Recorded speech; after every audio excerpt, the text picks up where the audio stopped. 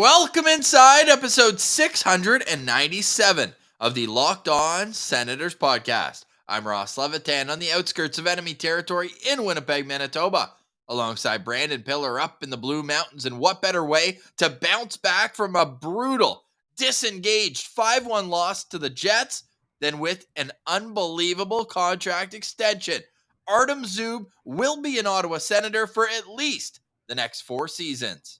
And we have a SensCentral Citizen. He's in your neck of the woods in Winnipeg, Ross. It's Nick Anderson. Yes, we both had boots on the ground, so we'll put a bow, or should I say tie a knot, on last night's game. And Jake Lucchini has been sent down to the minors. Does that mean what I think it means? We'll get into all that and more, and it's all brought to you by Farm to Fork. Head to farm2forkdelivery.ca today and taste the Farm to Fork difference. You will never go back to grocery store meats. This is the Locked On Senators podcast. It's your team every day. Your Locked On Senators, your daily podcast on the Ottawa Senators. Part of the Locked On Podcast Network. Your team every day.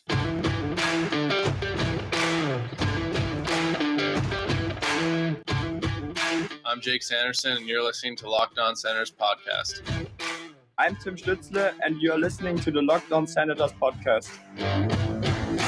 Thank you for making Locked On Senators your first listen on this Wednesday, December 21st. The show is free and available on all platforms, including on YouTube, where the best way you can help the show grow is to like every video by clicking the thumbs up and subscribing to the Locked On Senators channel. The road to 5,000 continues. Be a friend, tell a friend, and Pilsy, I needed my friends last night at that Jets Sens game because there were not a lot of things to cheer about.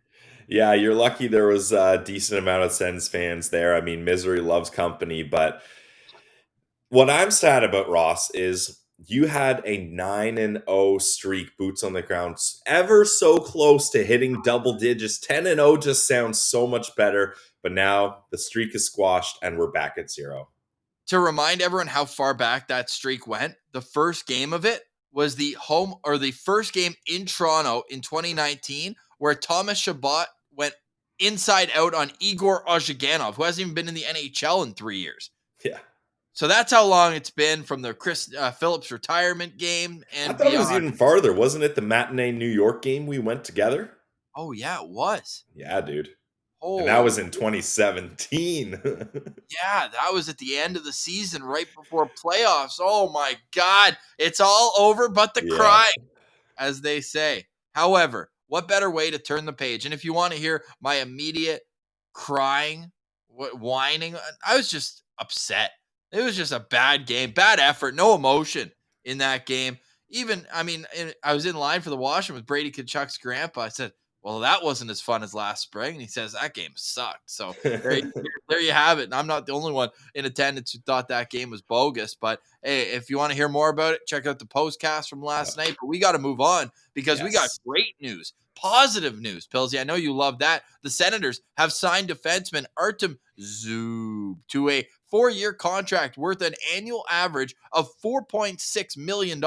Your immediate reaction when you saw that on the Twitter feed?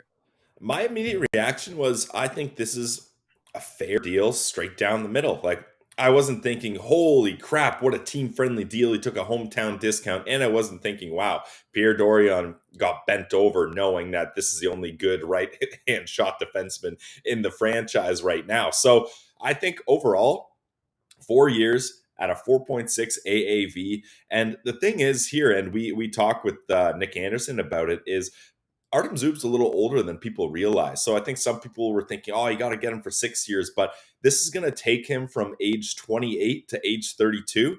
That's perfect in my mind. Because at that point, you're hoping that Lassie and or JBD are kind of starting to elevate up the lineup in the NHL. And they're going to be able to slowly fill a lot of those minutes. So for me, this is the perfect extension for Artem Zub. And Pierre Dorion does a great job here. If you're watching on YouTube, we've pulled up the breakdown of this $4.6 million AAV that runs through 2027. It's got a 10-team no-trade clause, which is pretty normal for a UFA to get. The base salary is $4 million in the first year, and then 3 years of 4.8. No signing bonuses involved, and this is market value for him. If you follow Dom Lashinsky of The Athletic, he's got those player cards where he works out what a player's value is, and take it with a grain of salt. Everyone has their different methods of figuring out what a player's value is, and determining it could be a lifetime job or task. However, he has him exactly at 4.6. So does this just confirm that Dorion has a subscription to The Athletic? I guess so, or him and Dan Milstein too. But the thing here is you really got to be careful with the contracts given out now, because Ross, we've come a long way from worrying about if this team is going to hit the salary cap floor. They're getting real close to the ceiling here, as on Cap Friendly it projects they only have about, I think, 2.5 million in room now. So players are locked up. A lot of this core, a lot of the guys that fans and the team really relies upon to hold this team together and that are going to push them to the next step, they're locked up for a decent amount of time. So now it's just about plugging in the pieces to fill the rest of this roster. Yeah, and Pilsy, with that, I think they're already accounting for DeBrincat's qualifying offer, because where I'm looking here, they've got $16.4 million in space, but are going to... That's got to be with the injured players off the cap. There's no way there's 16 million with everyone here. Well, DeBrincat, Watson, Mott, Gambrell, Pinto, Chartier, Brassard, Hamonic, Holden, and Brandstrom, and Talbot, all off the books. That's a lot of money off the books, Pills. Like, Hamonic's got $3 million and 3.6 with Talbot. So just that, but you're going to have to sign these guys. So it's going to be interesting. It's going to be a tight squeeze, but I mean, you need defensemen. You need, like, Nikita Zaitsev is only on the books for one more year at 4.5. So beyond that, you are taking his money and giving it to Artem Zub. That in itself, which is great. Fantastic. Yeah, I think every Sens fan is stoked about that. And really, when you look at it, Artem Zub is making 2.5 in his current deal. So to give him a raise of 2.1 million, that's fine with me. So what are your expectations for Artem Zub? Do you just think if he comes in and plays that shutdown style that he's made his living on at the NHL level right now, that's good enough? Just continue what he's doing, or are you expecting him to take another step in the right direction? No, I'm not really expecting him to take another step. I think where he's at is what the Sens want. And really, ideally, Ross, I'd say you want him to be a number 4 defenseman or a number 3. Like, I think they still are on the hunt to find a partner for Thomas Chabot, because for whatever reason, Zub and Chabot, it just hasn't worked analytically or on the eye test. Even though you would think it would work, it just hasn't. They need to find one more guy, whether it's internally or through a trade, someone to play with Chabot. But I think he fits in perfectly as a second pairing right-hand shot defenseman. And we've already seen an influx of Zub jerseys in the crowd. Yes. I can only imagine how much that will continue to grow as the legend of Artem Zub remains. I saw our boy Nick Spence on Twitter. He says he wants to get a Zub jersey with like 7 or 8 U's on it. I think that would be hilarious. That'd be awesome. And our boy Lalimas Martian pointed this out. Remember when Zub was a healthy scratch when he got here? Oh, how the times have changed. Like, that is wild to think about, having Zub as a scratch on that decor when he first arrived. Yeah, that made absolutely no sense. So weird. But here he is now as the team's best defensive defenseman for now. But we'll see what happens in the future. Elliot Friedman saying on 32 Thoughts, the blog, that this does not mean that the Sens are done looking for a right shot defenseman. Thank goodness, because they need another one on top of Artem Zub, not just him. However, right before we get to our SensCentral Citizen, we also want to discuss the reassignment of Jake Lucchini, not because it's a monumental move, but what does it mean? Could we see number 18 back on Thursday against the Washington Capitals? But Pilsy, I just want to touch briefly on Travis Hamonic's pregame availability yesterday. Was that not one of the most warm-hearted things you've ever heard? I feel like he was just gushing over how his time in Ottawa has really kind of changed his life. Not to sound too grand, but he really made that apparent. No, I don't think you're overstating it, Ross. I'm sure it did change his life. And when you go from a scenario in Vancouver where I just think that's two sides that were not getting along. Like, I don't think Hamonic was fitting in there. I don't think the management thought he was living up to their expectation, the contract they gave him. So when that kind of becomes apparent, things can get ugly, and I think that's what happened. So he gets out of that situation, comes to Ottawa, and it's really a testament to Brady Tkachuk and the leadership group in Ottawa to bring in a guy that's kind of down and out and feels like the Vancouver Canucks were trying to dump him off. Like they were literally just trying to get rid of him. And then he goes to Ottawa. He feels welcomed. He feels included. He feels like he has an important role. And he said it. He's playing beside Jake Sanderson, and he is humbled and honored for that opportunity. Like, that's how crazy of a option this has been for Travis Hamonic. So you love to see it, and it just goes to show that, look, these guys, these are their jobs. This is their everyday life. So if you're not happy where you are, you could be on a winning Stanley Cup contending team, but if you don't feel like you're valued and important and that the team cares about you, it's not going to go well for you. So I was really stoked to see Travis Hamonic have all those kind words for the Sens. Likewise, and honestly, if they brought him back in a Nick Holden role, I would love that. Like, if they move on from Nick Holden and have him as like a number 6 guy who can play defensively, good guy in the locker room, and have him spot play not 82 games, but maybe 60, something like that. I think that there could be a relationship beyond this contract. Yeah, and I think that's something too that just like Nick Holden, maybe Hamonic signs a quick team-friendly deal, just being like, look, I've made my money. I don't want to move around. My family likes it here. Let's just get something done. And that's what Nick Holden did last year. And I agree with you. I think Hamonic next year will be a 7th D type of guy. And I mean, I don't think it's the best option, but it's someone that already fits into the group. And if it's at the right price, just a short-term deal, I think it could be manageable.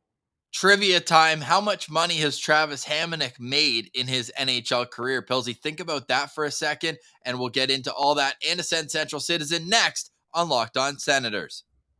This episode is brought to you by Farm to Fork Delivery, your premium meat and seafood delivery service serving the Ottawa area, GTA, and Montreal. So you got to go and make your order at farm2forkdelivery.ca. Note the number 2, which is perfectly timed for today. Celebrate the Artem Zub extension with some Farm to Fork delivery and use our promo code ZUB15 for 15% off your next order. That's the beauty of the promo code, is you just basically save the tax. Nothing wrong with that, and get all premium meats delivered directly to your door. I know we sent some care packages out. At Aleem's Martian sent me a message. He said that sirloin was unbelievable. I said, you sure you didn't overcook it? He says no, so I'll have to believe him, but he absolutely loved it. He said it was tender, juicy, and was perfect, and didn't like no freezer burn, no anything. Like, everything came just how you would like a premium meat company to operate. So go check them out at farm2forkdelivery.ca. Give them a follow on Twitter, F2F Canada, and Farm to Fork. Type that in on Instagram. You'll be able to find them there as well. Make sure you let them know that Locked On Senators sent you. We love our friends at Farm to Fork. I get hungry every time I do this ad, but I know that when I go to the site, like we did when we sent the care packages, we used our promo code ZUB15. That'll get you 15% off your next order at farm2forkdelivery.ca. And this episode is also brought to you by our friends over at BetOnline. Ross, it was a tough day for the Levy locks last night, as a lot of unlocked bets there, that's for sure. But that's the ebbs and flows of sports gambling. But if you're going to do it, go to our favorite sports gambling site. It's the trusted online sportsbook of the Locked On Senators podcast. It's betonline.net. They got all the latest odds, news, and scores. And it's not just hockey, guys. Football, basketball, boxing, UFC, golf, whatever you like, they got it. So head to the website today or use your mobile device to learn more about the trends and action. Guys, it's betonline.net, where the game starts.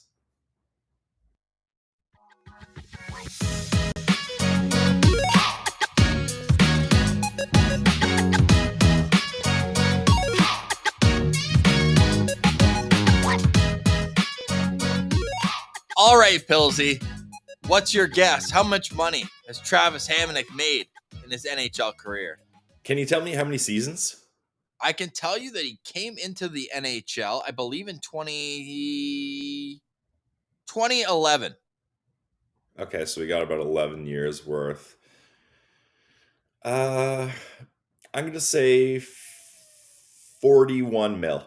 Close, $35 million. Not Okay, bad. yeah. Yeah, I mean, he was a mainstay for the Islanders for a long time.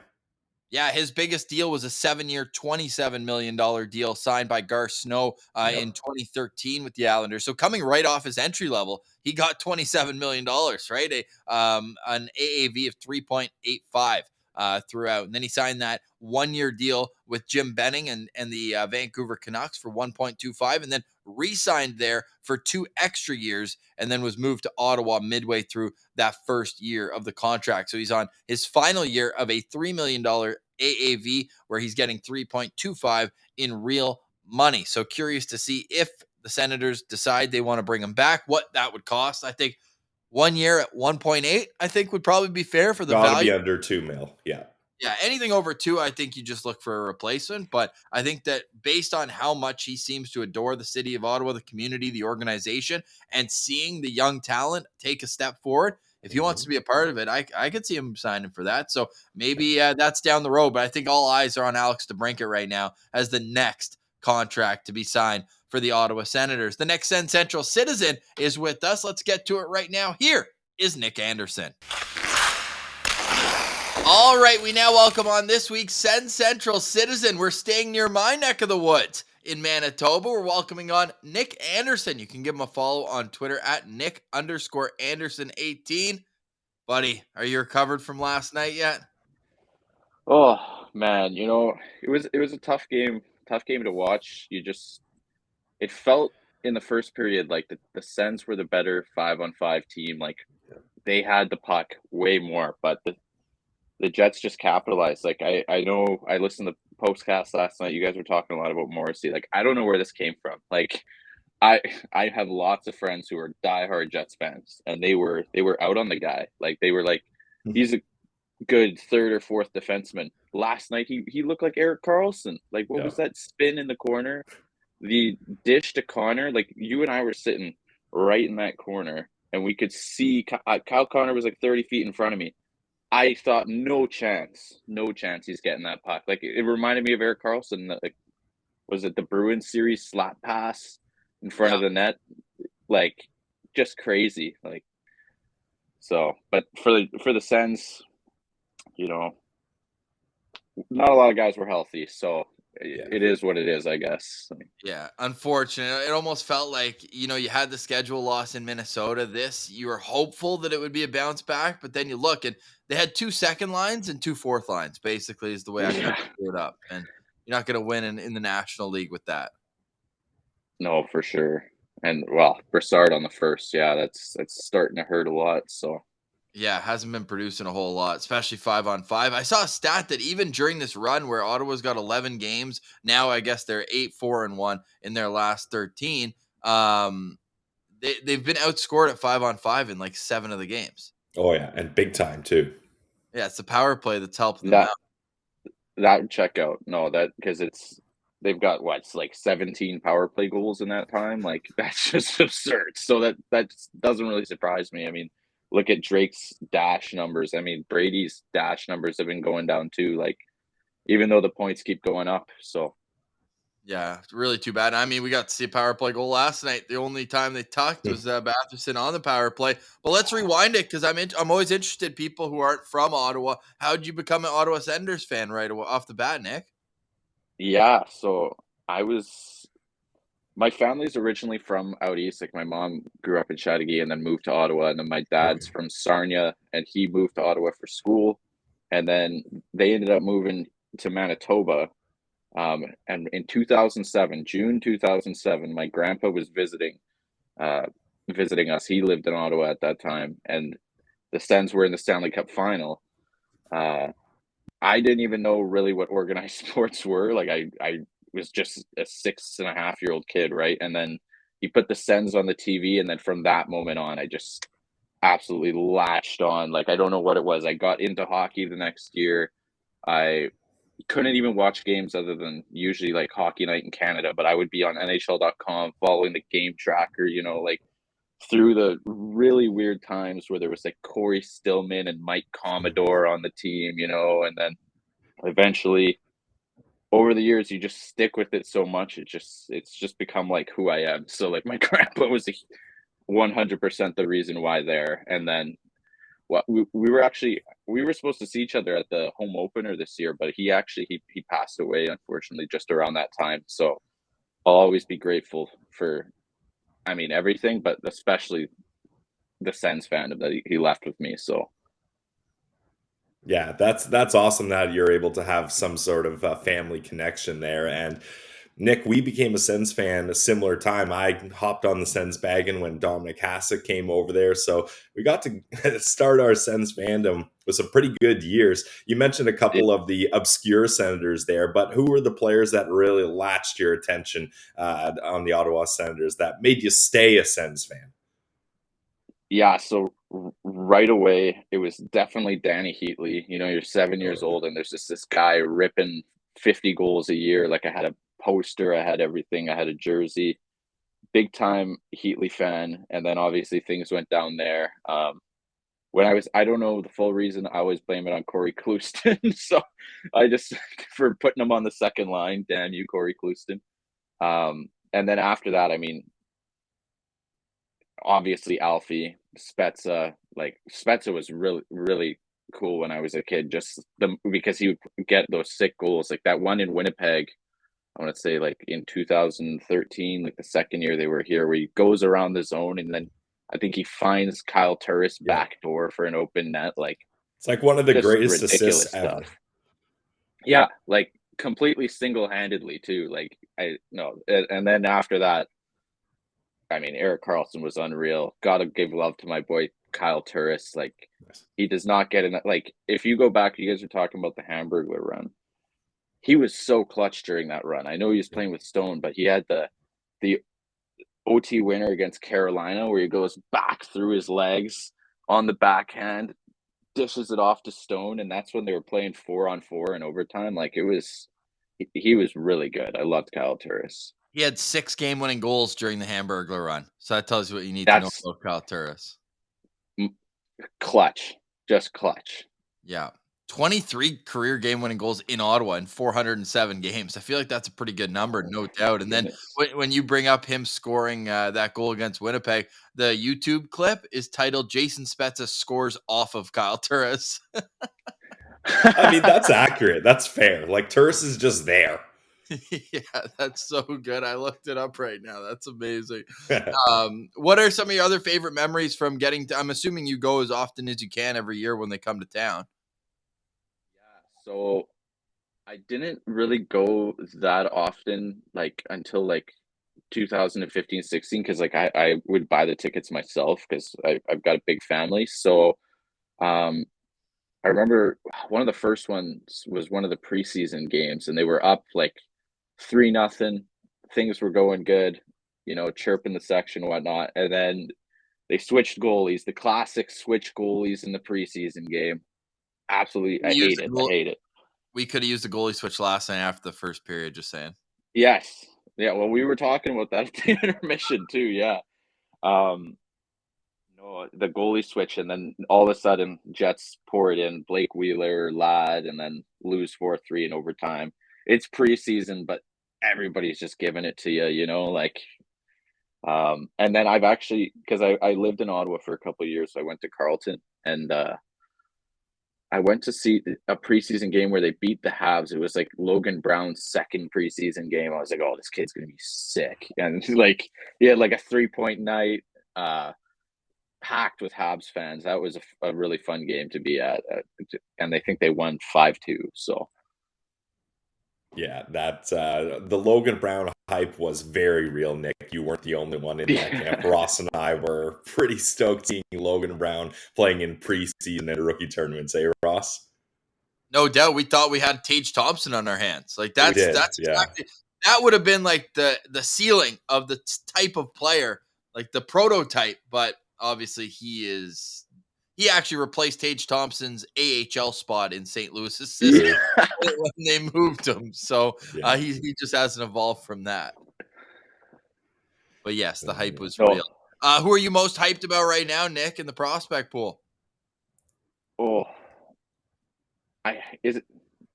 can Jake Sanderson still count as an answer? No, we can't allow that. He's a veteran if NHL defenseman, Nick. Come on. No, he is. He definitely is. I cannot imagine what he's going to look like in a few years. If I had to pick out of the current prospects, definitely Ridley Gregg. I mean, the World Juniors was just, I mean, we all saw it there. I really like Ostapchuk too. And then, I don't know, the system's kind of going through a transition period where like a lot of the guys are coming up. You know, I'm excited to see if JVD can get an extended look in the lineup. I kind of feel we had that little run of Zaitsev there where we all agreed like he looked good, like from the New York game on. Last night and in Minnesota, because I watched that full game too. Like he looks like the guy from the start of the year again. Like I don't know if he's just lost the energy or whatnot. Like he's just he got beat like that Stenlund goal. I don't know what was going on behind the net there. You can't, and then you can't have a face-off in your own zone, win that draw, and then have the guy get 2 looks in front of the net. Like what's going on there? Like. And that sucks too because the icing call was a little soft in my opinion on that one. It was like Holden was 2 feet back from the red line, I think. So, oh well. Yeah, I haven't gone back to watch that one as I was waiting for security when it went in. Brutal because everyone's looking at you. You're getting a lighthearted chirp here or there, like, "Oh yeah, you're actually at the wrong ring." Blah blah blah. And then as I look up, boom, Stenlund scores. Get to the tunnel. And then it's like a long gap between whistles that ends in the second goal of the game. So as I'm walking down, excuse me, pardon me, I was telling Pillsy on the postcast, the only benefit is I didn't have to ask everyone to stand up in my row to get in. Yeah. We're already up celebrating a goal. But beyond that, it was just, that's a tough night. And even like trying to stay positive, I tweeted out after the second period. I said, hey, last time they were in Winnipeg, they scored 4 in the third. That third period, there was zero energy. I got to be honest. I've never left a game earlier in my life. Like I usually am always stay to the absolute end. I got up and left with I think 5.5 to go in the third. There was just nothing happening. I don't blame you. It was just the puck was moved. Like the Sens were just there. You pointed out Rourke Chartier had a good game. Parker Kelly was great. I thought last night, but I mean, that's not what I paid to go see, you know? The Rourke Chartier and Parker Kelly show. Yeah, you could have gone to see Belleville this weekend if you wanted to see that level type player. Yeah. Oh, man. Well, and similar team performances there too. I know. I'm having a tough run at the Canada Life Center right now. 0-2-1 in the last 4 days. Oh man, yeah, that's tough for you, Ross. But let's move on to some more positive stuff. I can't believe we're burying the lead here, Nick. Artem Zub extension. Thank God we have some positive stuff to talk about today. How are you feeling about Zub signing a 4-year deal? I'm elated. Like I was so worried that earlier in the season, you know, I mean, when the DeBrincat trade stuff was going on, I mean, I won't acknowledge that stuff, but there was also some like Zub talk because he's expiring, and I was like, no. Like, we cannot be talking about moving this guy. He moves the puck well. He's quick on his breakouts. He's the best Senator in front of the net, hands down, right now, anyways. He blocks shots. I mean, he blocked one with his face. That's why we weren't able to see him. And 4.6, I thought for sure it would be like 5 or low 5s, like 5.2. So I'll take 4.6 all day. I wish it was a bit longer, but I mean, hey, I'm not complaining. 4 years of Artem Zub right through the prime of this team. Let's go. And not only that, the prime of his career, right? Yes. Like he came over, he's already 27. So this is going to take him. Wait, let me see when his birthday is. October. So he's going to start this extension as a 28-year-old. So this is going to take him right through 32. I think this is perfect. Actually, no, when you put it that way, it's mint. It couldn't have been better, actually. And how it's UFA the whole way through, right? DeBrincat, whatever his signing is going to be, the first year's an RFA, and you always get paid a little bit more for those UFA years. They're more valuable. He could have gone anywhere in the NHL. And this was the conundrum, or I guess what the agent had to weigh for Artem Zub. Yes, you have value, but do you have as much value elsewhere? However, as I say that, Pillsy, I'm pretty sure we said that about Nick Paul. How'd that work out? Yeah, no kidding. He found a different home. But the thing is, and we mentioned this so many times, all Artem Zub's agent had to do in this contract negotiation was like, well, how does the team do without Zub here? And Pierre Dorion's kind of like, yeah, we need to get something done here. I actually think it's a fair deal on both sides. Like, I wouldn't say it's like an extremely team-friendly deal, and I wouldn't say it's an overpayment.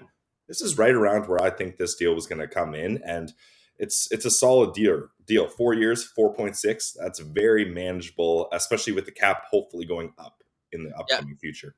And you look at a guy who might have a little more offense. Nick, do you think that there could be a role for him eventually on a second power play unit? I know they kind of toyed with the idea a little bit earlier on this season, or do you want him to just be in a full-on defensive role and make sure the puck's staying out of their own zone?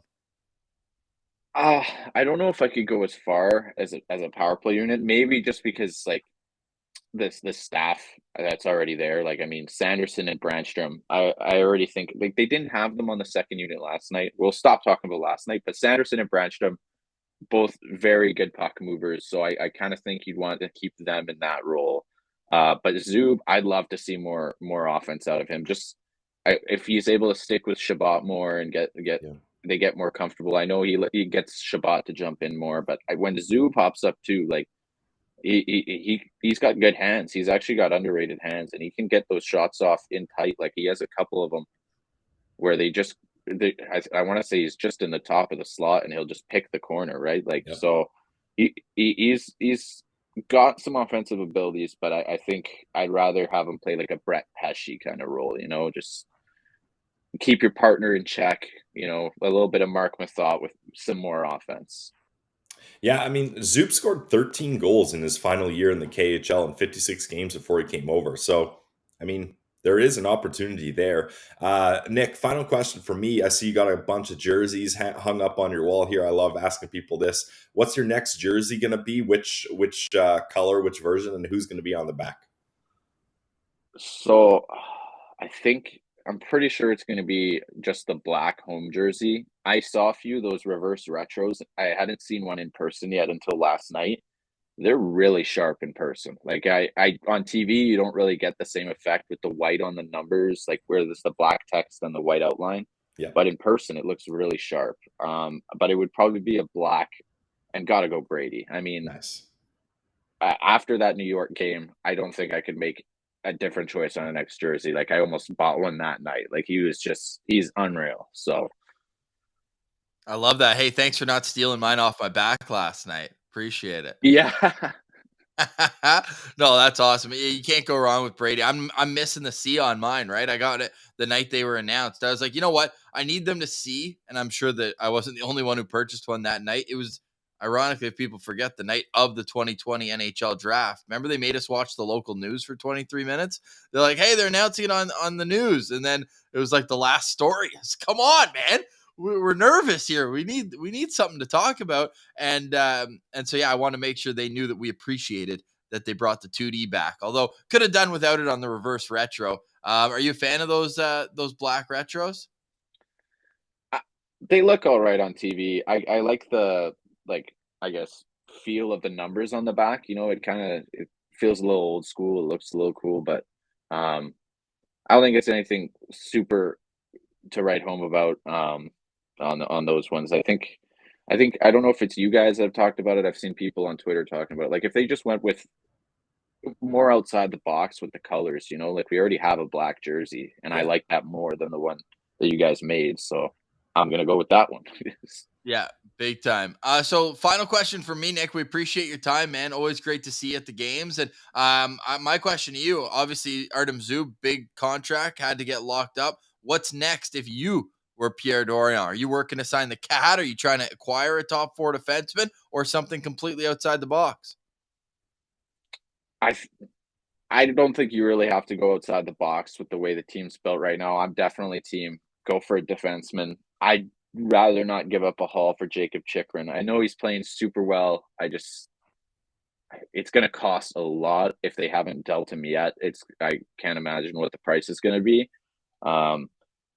I've been trying to think of a defenseman to go for. The market's just, I mean, they were talking about Seth Jones. That's where the market's at right now. Like, I don't want Tyler Myers. I don't want Seth Jones. Let's just get someone capable of at least playing 14 to 16 minutes a night, even if it's in Holden's spot.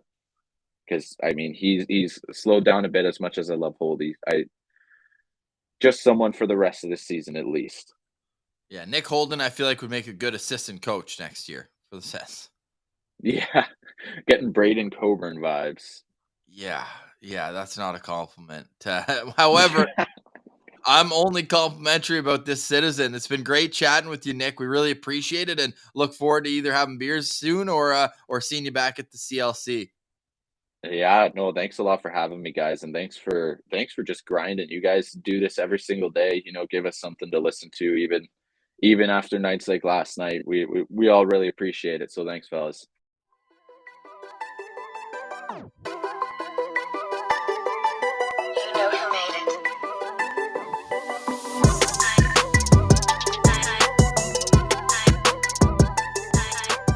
All right, Pilsy. Stick taps to Nick Anderson for joining us. You can go give him a follow on Twitter at Nick Anderson18. Pilsy, before we get to some Jake Lucchini chatter and what does it mean for Tim Stützle, we got to tell you about our friends at the Glebe Central Pub. But all that is coming up next. This episode is brought to you by Glebe Central Pub. Pilsy, I know you love the Glebe Central Pub. I love the Glebe Central Pub. The Glebe Central Pub is your neighborhood pub in the heart of Bank Street. I meant to click a different button, but there you go. You get Connor Brown in the glasses. That's the type of energy, Pilsy, I want to see everyone come in to the Glebe Central Pub with right now. Put your bike helmet on, put your shades on, get in there, get some beer specials, get some great food deals. I know Pilsy's all over the Scottish eggs, eh? Is that what it was? The Scottish eggs or deviled eggs? They have Scotch eggs there, which is a fun item, but every once in a while, I love a good pickled egg. That's like end of the night. You need one more thing before you hop in an Uber and go home, and give me a pickled egg. I'm down for that. You can find those at the Glebe Central Pub at 779 Bank Street. They sponsor the postcast, and they're a part of the Locked On Senators family. We appreciate our friends at Glebe Central Pub. So when you head there, make sure you let them know that Locked On Senators sent you. They've also got shuttles available for any Ottawa Senators game, or many, I should say. So head to their website and find out which ones you can go to. $15 round trip. You're not going to find a better deal than that. And they bring you right back to the Glebe Central Pub. It's your neighborhood pub in the heart of the Glebe. Go check them out at theglebecentralpub.com. All right, Pilsy. So, final segment of the show. We want to get into Jake Lucchini. And no, this is not the gist of it, but are you making the immediate jump to this being the return of Tim Stützle? I don't know if it's as black and white as that, Ross, but it certainly is a good sign. It certainly points towards Tim Stützle returning here. And whether he returns in the game up against the Capitals or the Red Wings, I'm not sure, but I do believe we're going to see him in one of those games. I really hope so. I mean, he's only missed a few at this point, but the team hasn't been the same without him. And say what you want about being able to convert 3 power play goals and 2 shorthanded goals against Detroit, but 5-on-5, the Senators have not been a team that's really, taken it to their opponent at 5-on-5 since he's been out of the lineup, truly.